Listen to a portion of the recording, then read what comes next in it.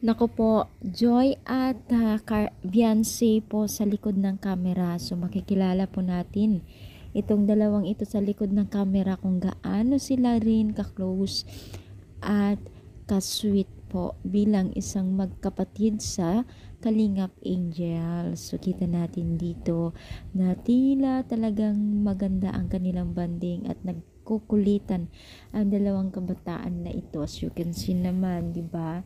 Sobrang nakakatuwa kasi may nalalaman pa sila nagsusubuan at pinaprank ang kanilang taga-supporters.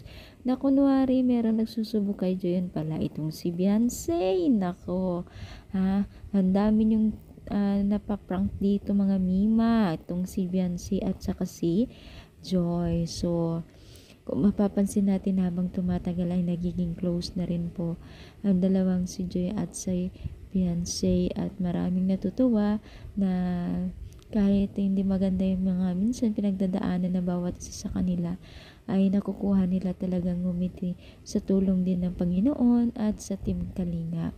At napakalaki yung pagbabago ng pamumuhay nila kasi even financial ay talagang nabago. Hindi lamang po sa kanilang confidence kundi mga financial, pabahay, di ba? So napakaswerte ng dalawang ito, ang mga kabataan na ito dahil po nakilala nila itong sila Kalingap Rab na ginagamit ni Lord sa pagiging isang instrumento sa mga blessing na natatamo ng mga tao ngayon at talagang nagtitrending po ngayon ng mga naitutulong po ni Kalingap Rab. So deserve naman po ng mga kabataan na ito dahil masisipag sila at tataas din ang marka sa kanilang school. So, ano yung masasabi? Comment down. Palike po ang ating videos. Thank you so much. More power and God bless.